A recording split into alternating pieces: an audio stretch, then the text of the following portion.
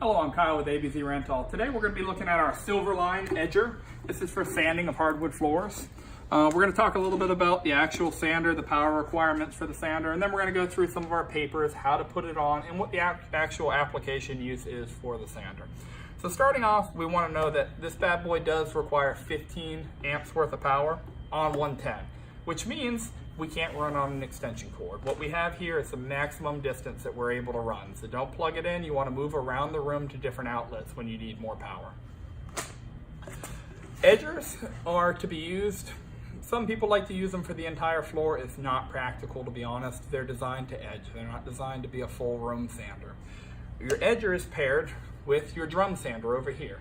By the time you go to use your edger, you've already run through the drum sander, which, if you have questions on that, you can watch one of our other videos, which instructs you on how to use a Silverline drum sander. The edger comes back. Your drum sander will get the entire base of the room shy of 4 inches around the perimeter.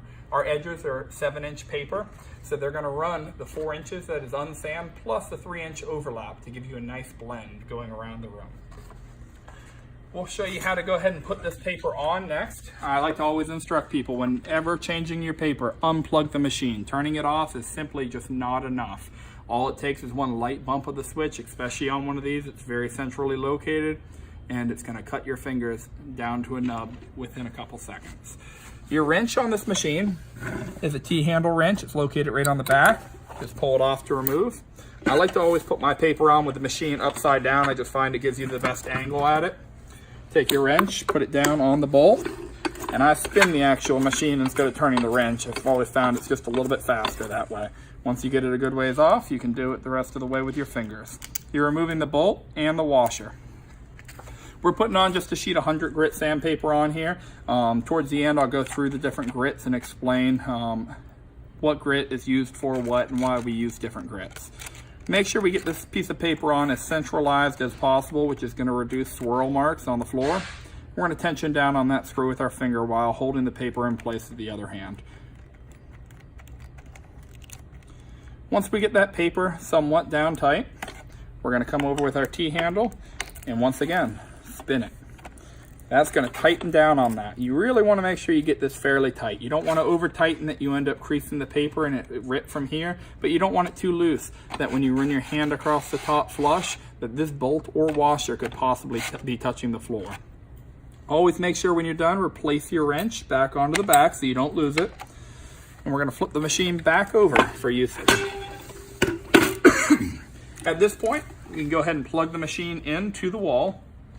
I'm not going to do so just because I don't want to accidentally kick it on this concrete floor. When turning on the machine, first thing that we do is watch to make sure that the bag inflates. We want to turn it on with it over on its side like this. That way when we kick it on, it doesn't start spinning out of control. When it turns on, watch to make sure that bag inflates. That means that the impeller inside is not stopped up and you're good to go. At that point, you're going to place it on its rear wheels and set it down using this roller piece right here to go up against the wall, or the baseboard if you still have your baseboard down, if you plan on just quarter rounding afterwards. Placing that down on the ground, you're going to work that machine around. The wheels on the back will make contact with the wood, and you're just going to keep on sanding right around the perimeter of the room like that. Whenever you leave this machine, always make sure you take the bag with you. Don't ever let it get past halfway full, and don't ever leave it unattended whatsoever. The sawdust can get so hot inside of there, striking one small nail on the floor can actually catch fire and smolder in the bag, which could start a fire a minute from now. It could start a fire 20 minutes from now, long after you've run out to the store for lunch or whatnot. Always take it, empty it outside, shake it out really good. And I like to leave the sander bag off of the machine while I'm actually leaving the machine.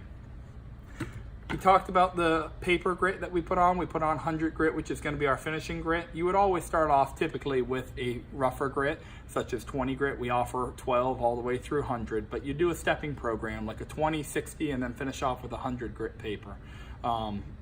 We do a different stair stepping program, so if you need 3 sheets of 20, we give you 2 sheets of 60, 1 sheet of 100 for finish. As you get higher in grit, you don't need as much because you're not stripping the floor, you're just smoothing it out at that point. You don't have foreign particulates such as polyurethane, stain, or anything like that that's eating up the paper faster. As always, all sandpaper with ABZ rental and merchandise, if it's not used, we do offer 100% refund as long as it's able to be resold. No restocking fees on it. So we always want you to take a little bit extra going out. That way you save the trip over. That's really about it for an edger. Appreciate you joining me today, and you have a great day.